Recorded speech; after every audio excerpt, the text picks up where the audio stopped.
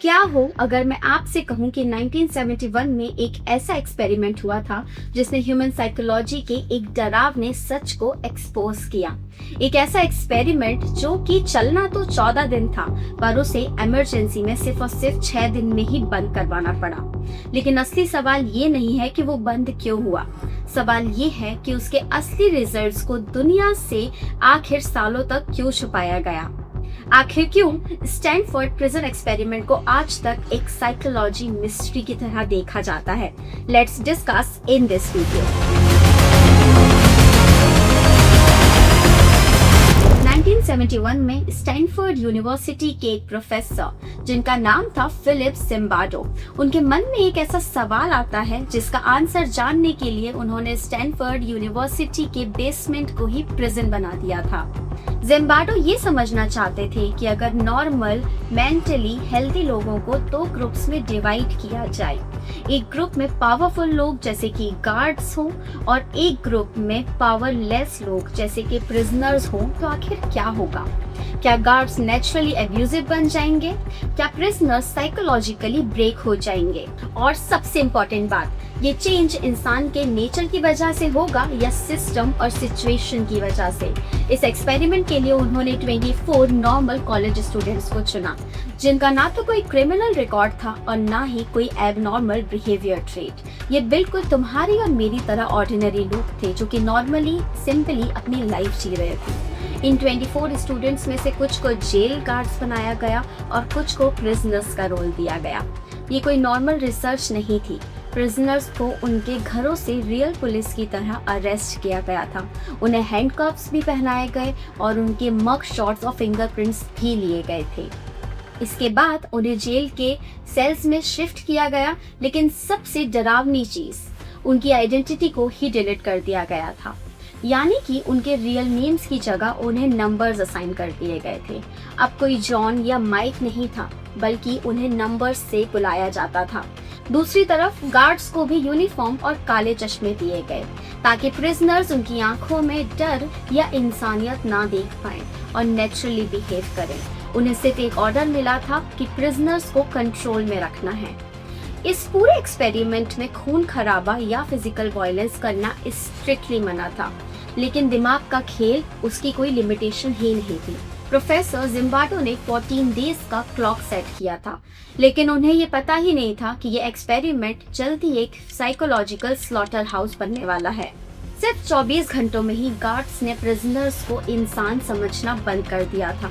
उन्हें रात रात भर जगाया गया, उनसे घंटों तक पुशअप्स एक्सरसाइज करवाई गई और हर थोड़ी देर में उनका हेड काउंट लिया जाता था।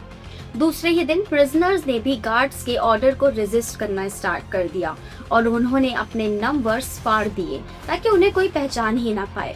साथ ही उन लोगों ने खुद को सेल्स के अंदर लॉक कर लिया। गार्ड्स का रिस्पांस इतना ज्यादा ब्रूटल था कि किसी ने सोचा भी नहीं था। उन्होंने प्रिजनर्स पर फायर एक्सटिंग्विशर चला दिया, उनके कपड़े छीन लिए और उनके बेड्स सेल से बाहर निकाल दिए थे। अब ये कोई एक्सपेरिमेंट नहीं, एक साइकोलॉजिकल वॉर बन चुका था और प्रिजनर्स का मेंटल ब्रेकडाउन ही शुरू हो चुका था। एक पार्टिसिपेंट को तो इतना ज्यादा सीवियर स्ट्रेस और एंजाइटी अटैक आया कि उसे सिर्फ और सिर्फ 36 घंटों में ही रिलीज करना पड़ा। अगले कुछ दिनों में एक एक करके और भी पार्टिसिपेंट्स मेंटली एग्जॉस्ट हो गए थे। इस टाइम तक गार्ड्स अब एक्टिंग नहीं कर रहे थे, वो रियलिटी में स्ट्रिक्ट कंट्रोलर बन चुके थे। सिचुएशन इतनी ज्यादा आउट ऑफ कंट्रोल हो गई कि एक्सपेरिमेंट 14 दिन चलना था, पर उसे सिर्फ और सिर्फ 6 दिन में ही इमरजेंसी के कारण खत्म करना पड़ा। जिम्बार्डो ने दुनिया के सामने एक बहुत बड़ा डरावना कंक्लूजन रखा। उन्होंने कहा कि इंसान बुरा नहीं होता, हालात उसे बुरा बना देते हैं। अगर हम किसी अच्छे इंसान को नेगेटिव रोल और पावर दे दें तो वो अपनी इंसानियत भूल जाएगा। ये स्टडी रातों रात एक ग्लोबल सेंसेशन बन गई थी और साइकोलॉजी की टेक्स्ट बुक में इसका जिक्र होने लगा। उस टाइम प्रिजन सिस्टम कैसा होना चाहिए, पुलिस को अथॉरिटी कितनी मिलनी चाहिए, कैसी देनी चाहिए, इन सभी पॉइंट्स पर डिबेट शुरू होने लगी और स्टैनफोर्ड प्रिजन एक्सपेरिमेंट को एक अल्टीमेट प्रूफ की तरह यूज किया जाने लगा। इसके बाद सालों तक दुनिया ने स्टैनफोर्ड प्रिजन एक्सपेरिमेंट की फाइंडिंग्स पर यकीन किया। लोगों ने ये मान लिया कि हर इंसान के अंदर एक मॉन्स्टर छुपा है जो कि सिर्फ एक पावर का इंतजार कर रहा है। लेकिन रुकिए, कहानी यही खत्म नहीं होती। जैसा दिख रहा है या जैसा हमें बताया गया, सालों बाद कुछ ऐसे आर्काइव्स और लीक्ड रिकॉर्डिंग सामने आई जिन्होंने स्टैनफोर्ड प्रिजन एक्सपेरिमेंट की फाउंडेशन ही हिला दी और जिनकी वजह से इस एक्सपेरिमेंट की फाइंडिंग्स को नकार दिया गया। जी हाँ, लीक्ड टेप के बेसिस पर क्रिटिक्स ने क्लेम किया कि प्रोफेसर जिम्बार्डो ने खुद गार्ड्स को इंस्ट्रक्शन दिए थे कि उन्हें प्रिजनर्स को साइकोलॉजिकली वीक करना है। मतलब कि गार्ड्स अपनी मर्जी से बुरे नहीं बने थे, उन्हें कोच किया गया था, उन्हें ट्रेन किया गया था कि वो प्रिजनर्स को ब्रूटल तरीके से ट्रीट करें। और वो प्रिजनर्स जिनका मेंटल ब्रेकडाउन दुनिया ने देखा, उनमें से एक सबसे फेमस प्रिजनर जो सबसे पहले सीवियर एंजाइटी और स्ट्रेस अटैक के कारण बाहर आया था, उसने बाद में ये एडमिट किया कि वो सिर्फ और सिर्फ एक्टिंग कर रहा था ताकि वो एक्सपेरिमेंट छोड़कर अपने घर जा सके और अपने एग्जाम की तैयारी कर सके। रिसर्चर्स ने ये भी पाया कि जो रिजल्ट जिम्बार्डो ने दिखाया वो पहले से ही प्री डिटरमाइंड था।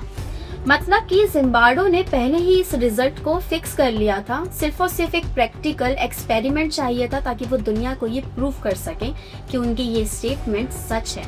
उन्होंने सिर्फ वही डेटा दिखाया जो उनकी थ्योरी को सूट करता था। ये साइकोलॉजी की हिस्ट्री का सबसे बड़ा रियलिटी शो था जिसे साइंस का नाम दे दिया गया था। तो फाइनल कंक्लूजन क्या है? स्टैनफोर्ड प्रिजन एक्सपेरिमेंट ये नहीं प्रूव करता कि इंसान इविल होता है, बल्कि ये बताता है कि प्रोपेगेंडा और मैनिपुलेशन कितना ज्यादा पावरफुल हो सकता है। हमें कई सालों तक इस बात पे यकीन दिलाया गया कि इंसान को बुरा उसके हालात बनाते हैं। आपको क्या लगता है? कमेंट्स में अपनी थ्योरी जरूर बताएं। ऐसे ही इंटरेस्टिंग वीडियोस के लिए हमारे चैनल को सब्सक्राइब करना ना भूलें और बेल आइकन को भी प्रेस करना। मिलते हैं नेक्स्ट वीडियो में। Thank you.